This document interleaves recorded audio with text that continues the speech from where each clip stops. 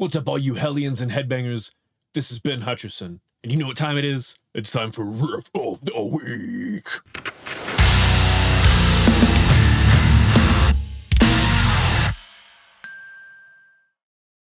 The verse to this song is very simple, but we get away from those standard root fifth octave power chords, and we start playing more of, I mean, people call them Khemmis chords. We're not the only band to ever add, you know, thirds and fourths to our standard power chord shape, but we do it a lot. Do.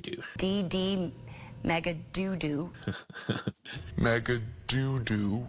In this verse, we do a thing that we don't do a ton, but we do a few places in other songs that I find very satisfying, and it's playing a major chord, but adding the fourth as well, and then playing the third and fourth against each other, getting a little bit of dissonance, but it's kind of a pretty dissonance. In this case, we're playing an F major shape, 3, 3, 7 on your low 3 strings, but because we are barred across the 3rd fret, we're also barring the 3rd fret on our G string, or our 3rd string, which gives us this.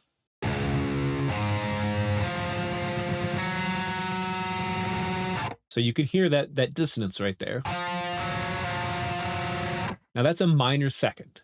That is one semitone difference between those two notes. That is arguably the most unsettling interval. But as is the case with so much in life, context matters. That dissonance is between the perfect fifth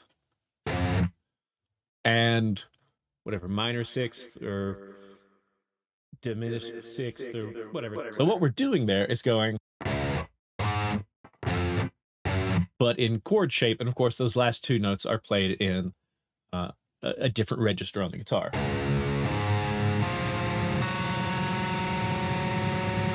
It's a really nice chord, right? There's a lot of emotion in that chord. Very cool stuff. So we hit that chord coming out of that little transition harmony, right?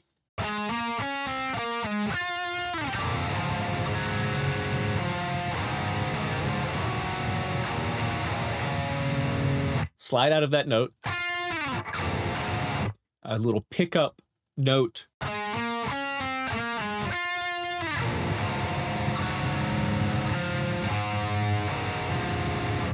and there we take the third, drop it down to a second, so it goes from being a major chord to a sus2.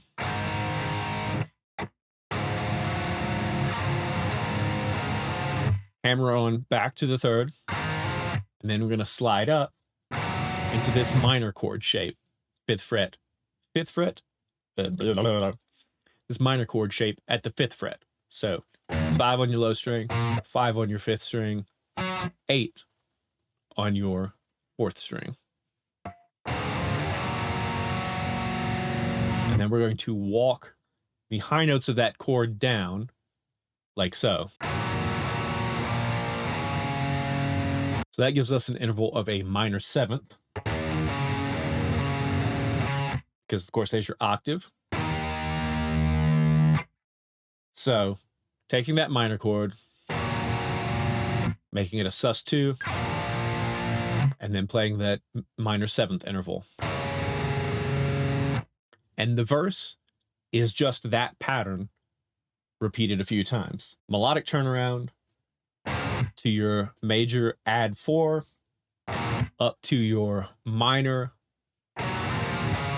move your notes around a little bit till you get to your minor 7 interval, and then do it again.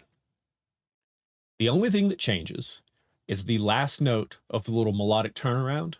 Rather than going high and grabbing that 10th fret on our 2nd string, we're going to instead grab that note an octave lower, just on the 3rd time through. Last time through, when we resolve to that minor 7 interval, we're going to then drop it one more semitone, so that we've got a major 6, You can think of that as the sort of second part of your kind of classic boogie-woogie progression. But of course, that's not what we're using it for. We're using it to essentially play an inverted minor chord. We're playing, think about it as being a minor chord, but we're playing the third in the bass, right? So instead of, it's, so that last time through,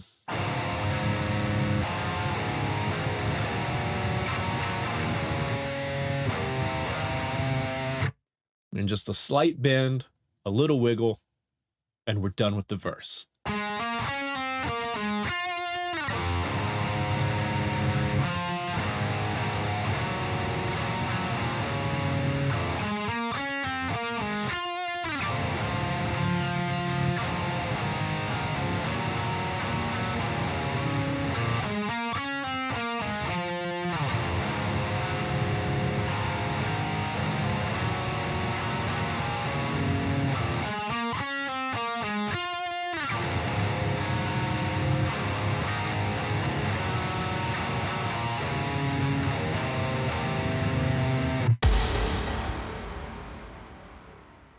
Look, we recorded this song like 8 years ago?